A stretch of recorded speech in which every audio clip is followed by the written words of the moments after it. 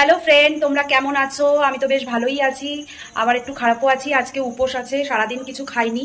আর এখন করব হচ্ছে সাবুর পায়েস, কারণ চালের পায়েস তো খেতে পারবো না, তাই আজকে সাবুর পায়েস করব। আর তোমাদের সঙ্গে এই রেসিপিটা না শেয়ার করলে হয় বলো? তাহলে চলো দেখে নেওয়া যাক সাবুর পায়েসটা আমি কিভাবে করছি।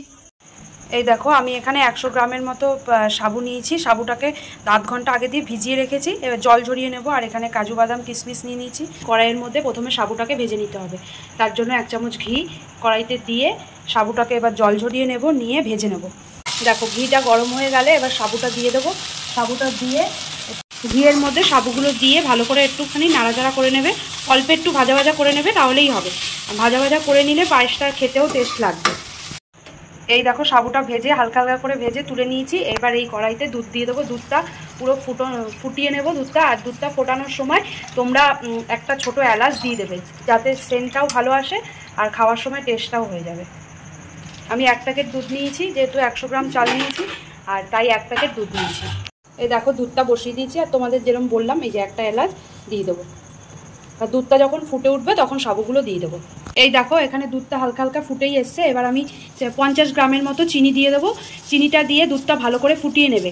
একটু গাঢ় গাঢ় হয়ে গেলে তারপর সাবুটা দেবো। দেখো, চিনিটা দেওয়ার পর 2 থেকে 3 মিনিট ফোটার পর দেখো কি সুন্দর চারপাশে একটা রাবড়ির মতো জমে গেছে। এরপরে আমি এই যে ভাজা সাবুগুলো দিয়ে দেবো।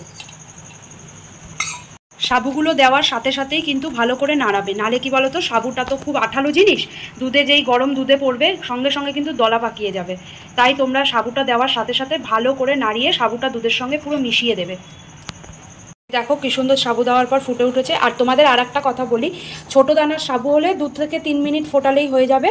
আর বড় দানা, আমি যেহেতু বড় দানার সাবু নিয়েছি, তাই তোমরা 7 থেকে 8 মিনিট ফোটাবে, তাহলে গিয়েই রেডি হয়ে যাবে সাবুর পায়েস। আর এরপরে যে ভেজানো যে কাজু বাদাম আর কিশমিশটা আছে ওপর দিয়ে ছড়িয়ে দিলেই হয়ে যাবে। দেখো, আমি গ্যাসটা অফ করে দিয়েছি। এবার আমি এই যে ভিজিয়ে রেখেছিলাম কাজু বাদাম আর কিশমিশটা ওপর থেকে ছড়িয়ে দিয়ে 2 থেকে 3 মিনিটের জন্য ঢাকা দিয়ে রেখে দেবো। তাহলেই রেডি হয়ে যাবে আমাদের গরম গরম সাবুর পায়েস। তোমরা এটা উপোসের দিনেও খেতে পারো, এমনি দিনেও করে খেতে পারো। ঘরে বাচ্চা থাকলে তাদেরও দিতে পারো। খুব তাড়াতাড়ি এটা হয়ে যায় আর স্বাদটাও খুব সুন্দর হয়। আমার কাজু বাদাম কিশমিশও ছড়ানো হয়ে গেছে। এবার তোমাদের যেরকম বললাম 2 থেকে 3 মিনিটের জন্য ঢাকা দিয়ে রেখে দেবো। আমার ভিডিওটা ভালো লাগলে অবশ্যই প্রতিবারের মতো আমাকে কমেন্টস করে জানিও।